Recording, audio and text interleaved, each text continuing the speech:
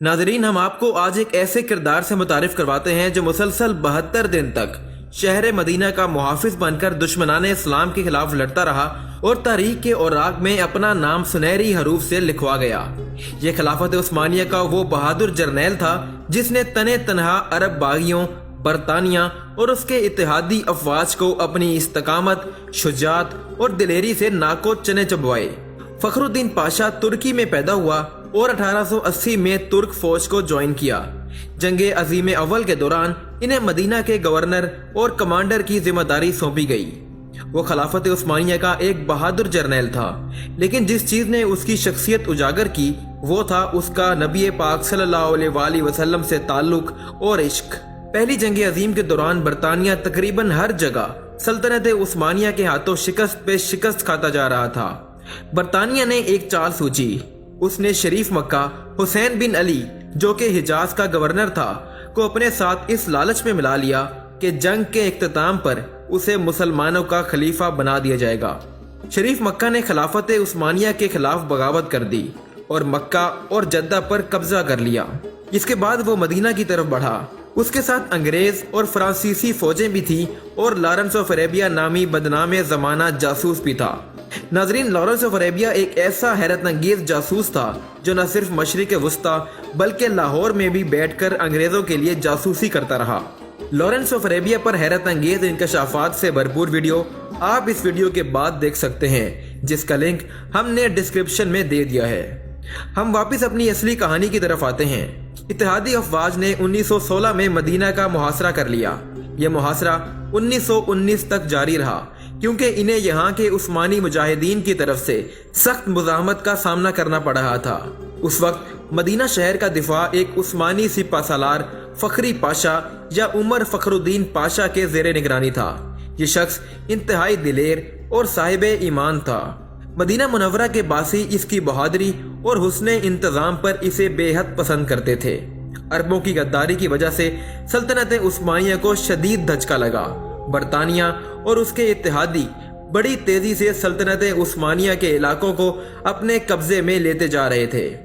سلطنت عثمانیہ کے اتحادی ملک بلغاریہ کے ہتھیار ڈالنے پر جرمنی نے بھی ہتھیار ڈال دیے اور اسی وجہ سے بالآخر سلطنت عثمانیہ کو بھی برطانیہ اور اتحادی کے سامنے ہتھیار ڈالنے پڑے۔ اس وقت شریف مکہ اور ان کے بیٹے علی، فیصل اور عبداللہ اس خیال میں تھے کہ اب فخر الدین بھی ہتھیار ڈال دے گا اور مدینہ اس کے ہاتھ آ جائے گا، لیکن فخر الدین نے نہ صرف سرنڈر کرنے سے انکار کر دیا بلکہ دشمنوں کے سامنے سیسا پلائی دیوار بن کر کھڑا رہا۔ مدینہ شہر کو سامان رسد پہنچانے والی ٹرین کو بھی لارنس آف عربیہ ناکارہ کر چکا تھا اور اسی طرح فخر الدین کو باہر سے کوئی امداد نہیں پہنچ رہی تھی۔ محاصرے کے دوران مدینہ پر 130 بار حملہ کیا گیا اور 30 اپریل 1918 کو مدینہ کی مقدس سرزمین پر 300 بم برسائے گئے۔ کھانے پینے کی چیزیں ختم ہو چکی تھی اور فخر الدین اور اس کی فوج زمینی کیڑے مکوڑے کھا کر گزارا کرتے رہے۔ فخر الدین پاشا سرنڈر نہیں کر رہا تھا کیونکہ اسے نبی آخر الزماں حضرت محمد صلی اللہ علیہ وآلہ وسلم کی جانب سے ہتھیار نہ ڈالنے کی بشارت ہو چکی تھی۔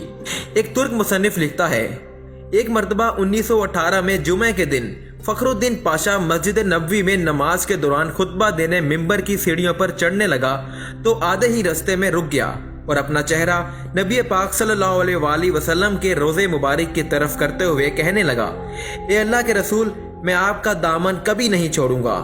اس کے بعد اس نے نمازیوں اور مجاہدین سے ولولہ انگیز خطاب کیا، مسلمانوں، میں تم سے نبی پاک کا نام لے کر جہاد کی اپیل کرتا ہوں جو اس وقت میرے گواہ بھی ہیں۔ میں تمہیں یہ حکم دیتا ہوں کہ دشمن کی طاقت کی پرواہ نہ کرتے ہوئے ان کا اور ان کے شہر کا آخری گولی تک دفاع کرو۔ اللہ ہمارا حامی و ناصر ہو اور حضور پاک صلی اللہ علیہ وآلہ وسلم کی برکت ہمارے ساتھ ہو۔ ترک افواج کے بہادر افسروں، اے چھوٹے محمدیوں، آگے بڑھو اور میرے ساتھ مل کر اللہ اور اس کے رسول کے سامنے وعدہ کرو کہ ہم اپنے ایمان کی حفاظت اپنی زندگیاں لٹا کر کریں گے۔ اگست 1918 میں اسے شریف مکہ کی طرف سے سرنڈر کرنے کی دھمکی دی گئی، لیکن پاشا نے ایک بار پھر اپنے ایمانی جذبے سے مدہن ہو کر کھلے الفاظ میں رد کر دیا۔ فخر الدین پاشا نے کہا، جمعرات کی رات میں نے خواب میں دیکھا میں تھکا ہوا پیدل چل رہا تھا اور سوچتا جا رہا تھا کہ شہر مدینہ کا کس طرح دفاع کیا جائے۔ اچانک میں نے ایک نہایت نورانی شخصیت کو دیکھا۔ وہ حضور اکرم صلی اللہ علیہ وآلہ وسلم تھے۔ ان پر اللہ کی رحمت ہو۔ انہوں نے اپنا بایاں ہاتھ میری پیٹھ پر رکھا اور مجھ سے تحفظ کا احساس دلانے والے انداز میں کہا، میرے ساتھ چلو۔ میں ان کے ساتھ 3-4 قدموں تک چلا اور پھر بیدار ہو گیا۔ میں فوراً مسجد نبوی گیا اور ان کے روضے کے قریب اپنے رب کے حضور سجدے میں گر پڑا اور اللہ کا شکر ادا کیا۔ اب میں نبی پاک صلی اللہ علیہ وآلہ وسلم کی پناہ میں ہوں جو میرے سپہ سالار اعلیٰ ہیں۔ میں مدینہ کی عمارتوں، سڑکوں اور اس کی حدود کے دفاع میں دل و جان سے مصروف ہوں۔ اب مجھے ان بیکار پیشکشوں سے تنگ نہ کرو۔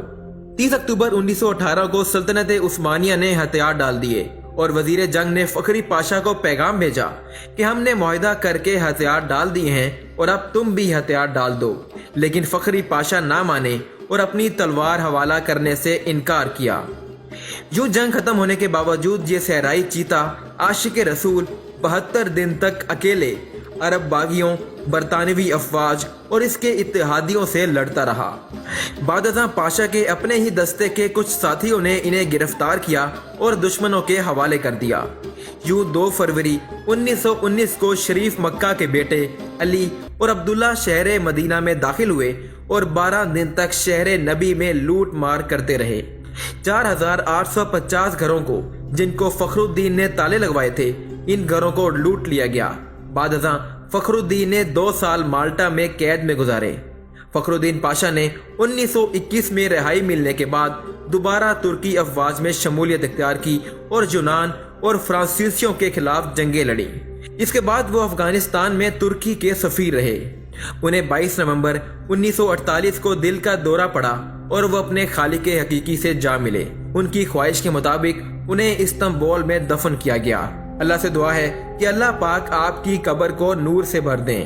دوستو، افسوس اس بات کا ہے کہ ہماری نسل سرے سے اس کے نام سے واقف نہیں۔ ایک سوچی سمجھی سازش کے تحت ہمیں سوشل میڈیا اور فضول فلموں اور ڈراموں میں مشغول کیا گیا ہے تاکہ ہم اپنے آباء و اجداد کے ان ایمان افروز کارناموں سے بالکل بے خبر رہیں اور ہمارے اندر وہی عقابی روح پیدا نہ ہو۔ اس جرنیل کی داستان سننے کے بعد ہر محب اسلام خواہش کرے گا کہ کاش پاشا کی جگہ وہ خود ہوتا اور اسے نبی پاک صلی اللہ علیہ وآلہ وسلم کی طرف سے اسی طرح حکم مل پاتا۔ اب وقت آ گیا ہے کہ ہم دوبارہ اپنے ان اسلاف کو زندہ کریں جو اللہ اور اس کے رسول کے نام پر مر مٹے۔ اپنے بچوں کو اس قسم کے واقعات سے ان کی تربیت کریں تاکہ نئی نسل کو ہمارے اسلاف کے سنہری کارناموں سے شناسائی ہو اور دشمنان اسلام کو ایک بار پھر فخر الدین پاشا جیسے بہادر جنگجو میسر ہوں۔ اللہ ہم سب کا حامی و ناصر ہو۔